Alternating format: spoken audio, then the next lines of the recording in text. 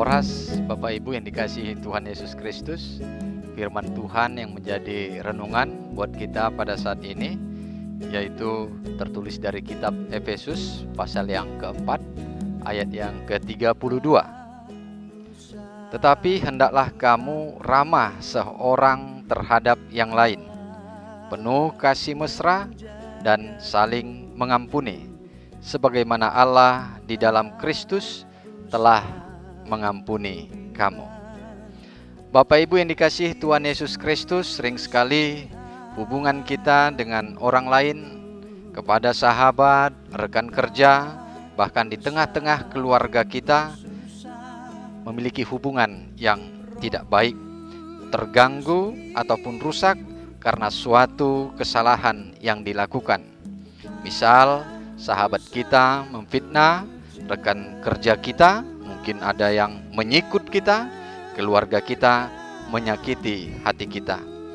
Bisa saja orang lain itu berbuat salah kepada kita, bahkan sampai kepada melakukan yang jahat. Apa yang harus kita lakukan terhadap hal itu?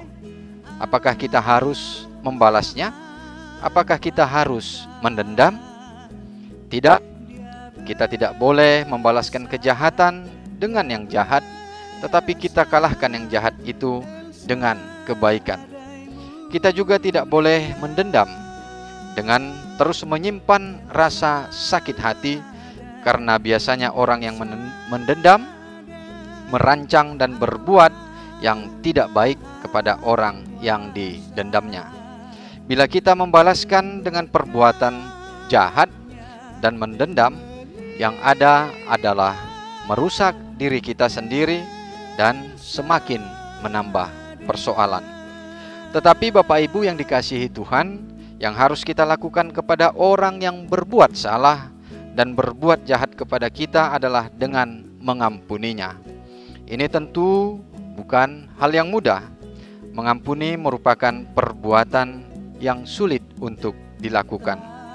Untuk menguasai diri sendiri dari keinginan-keinginan diri memang sangat sulit, apalagi jika sudah sampai sakit hati dan dendam.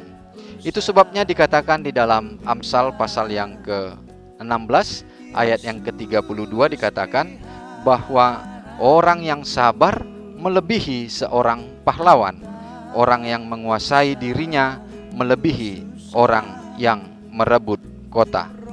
Tetapi bukan berarti kita tidak bisa untuk melakukan sesuatu hal yang baik dari perbuatan yang tidak baik itu. Pertolongan Roh Kudus akan memampukan kita untuk menguasai diri kita. Mengampuni juga mungkin terlihat sebagai suatu sikap yang bodoh ataupun hal yang konyol. Mungkin juga ada yang berkata, dia sudah melakukan kesalahan kepada saya, berbuat yang jahat kepada saya, terus saya harus mengampuninya. Hello, kalau kita menganggap itu hal yang bodoh dan konyol, jauh lebih bodoh dan konyol lagi yang telah dilakukan oleh Tuhan Yesus. Dia mau menjadi korban sampai mati di kayu salib karena kesalahan, karena kejahatan dan dosa-dosa kita.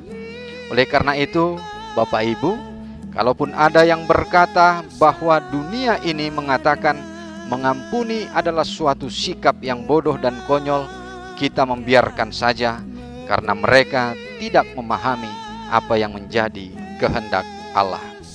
Karena itu kita mau mengampuni, karena Tuhan sudah terlebih dahulu mengampuni kita, dan kita juga pasti pernah juga melakukan kesalahan, bahkan sampai kepada perbuatan yang jahat kita lakukan kepada orang lain. Karena itu firman Tuhan di sini mengajarkan supaya setiap orang percaya, anak-anak Tuhan, untuk saling mengampuni. Dari sikap saling mengampuni itulah akan tercipta damai dan sukacita melalui sikap yang ramah dan penuh kasih mesra sebagaimana yang dituliskan di dalam firman Tuhan kita ini.